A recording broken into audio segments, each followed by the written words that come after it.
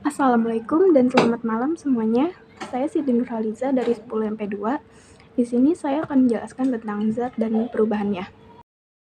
Zat dan perubahannya terbagi menjadi 7, yaitu besaran dan pengukuran, sifat fisika dan sifat kimia, perubahan fisika dan perubahan kimia, unsur, senyawa, campuran, dan pemisahan campuran.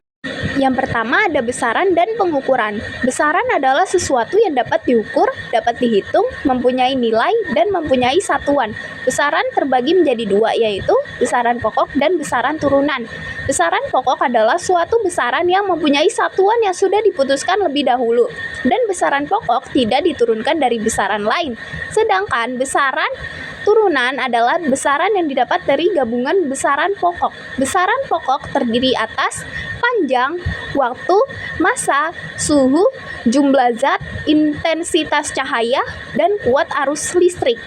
Sifat fisika dan sifat kimia. Sifat fisika adalah sifat yang dapat diamati secara langsung, sedangkan sifat kimia tidak dapat diamati secara langsung. Sifat materi tergantung dari wujud materi. Wujud materi terdiri atas padat, cair, dan gas. Sifat materi yang berbentuk padat tidak bisa dimampatkan, tidak mempunyai sifat fluida, dan volumenya permanen. Sifat materi yang berwujud gas bisa dimampatkan.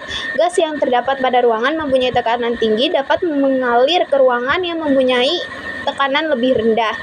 Gas dapat berubah volume dan bentuk sesuai tempat. Perubahan fisika dan perubahan kimia. Perubahan fisika bersifat sementara. Proses perubahan fisika contohnya seperti proses pembekuan, penyubliman, penguapan, pencairan, dan pengembunan. Perubahan kimia adalah menghasilkan zat baru yang permanen. Contoh seperti proses pembakaran, fotosintesis, proses pemanasan yang menghasilkan zat baru. Unsur. Unsur adalah zat tunggal yang paling sederhana dan sudah tidak dapat diuraikan lagi. Unsur dibagi menjadi 2, yaitu unsur logam dan unsur non-logam.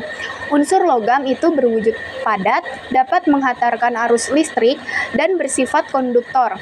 Unsur non-logam berwujud gas, padat, tidak dapat menghantarkan arus listrik, bersifat isolator, dan lain-lain.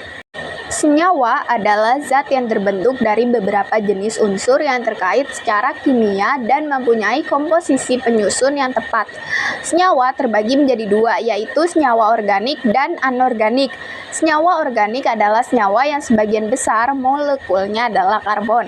Contoh batu bara, berlian, dan etanol. Contoh senyawa yang mengandung karbon tetapi tidak masuk ke dalam senyawa organik adalah oksida karbon, karbida, dan karbonat. Senyawa anorganik adalah senyawa yang sebagian besar tidak mengandung unsur karbon, contoh air, garam, asam sulfat, kalsium karbonat, dan magnesium hidroksida. Campuran merupakan suatu materi yang tersusun dari beberapa unsur atau senyawa dengan komposisi yang tidak sama. Campuran terbagi menjadi 2, yaitu campuran homogen dan heterogen. Campuran homogen adalah campuran yang disusun oleh materi yang sama dan saling berinteraksi. Campuran homogen terdiri atas larutan dan koloid. Larutan adalah campuran 2 zat atau lebih yang terdapat dalam satu fasa. Contoh, larutan gula, larutan garam, dan sirup. Koloid adalah campuran homogen yang memiliki ukuran partikel 1 sampai 100 mm. Campuran heterogen adalah campuran yang disusun oleh materi yang berbeda dan tidak saling berinteraksi, contohnya minyak dan air. Pemisahan campuran bertujuan untuk memurnikan zat sehingga dapat digunakan sesuai kebutuhan. Berikut ini dasar pemisahan campuran. 1. Ukuran partikel. Jika ukuran partikel berbeda, maka dapat dilakukan pemisahan dengan filtrasi. 2. Titik didih. Campuran yang memiliki partikel penyusun dengan titik didih yang berbeda dapat dilakukan pemisahan dengan distilasi. 3. Perbedaan kelarutan. Suatu zat dapat larut pada pelarut polar dan nonpolar. Berdasarkan kelarutan yang berbeda tersebut, kita dapat memisahkan suatu zat dengan metode kromatografi. Pengendapan. Campuran yang tersusun oleh partikel penyusun dengan kecepatan pengendapan yang berbeda dapat dipisahkan dengan sentrifugasi. Difusi.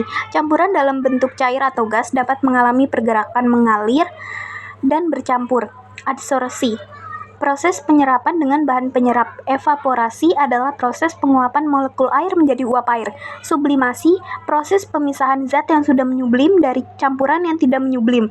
Distilasi, proses pemisahan campuran dengan penyulingan berdasarkan titik didih penguapan. Filtrasi, pemisahan kotoran yang terdapat pada zat cair. Kromatografi, proses pemisahan zat dalam campuran melalui pergerakan partikel pada fase gerak dan diam.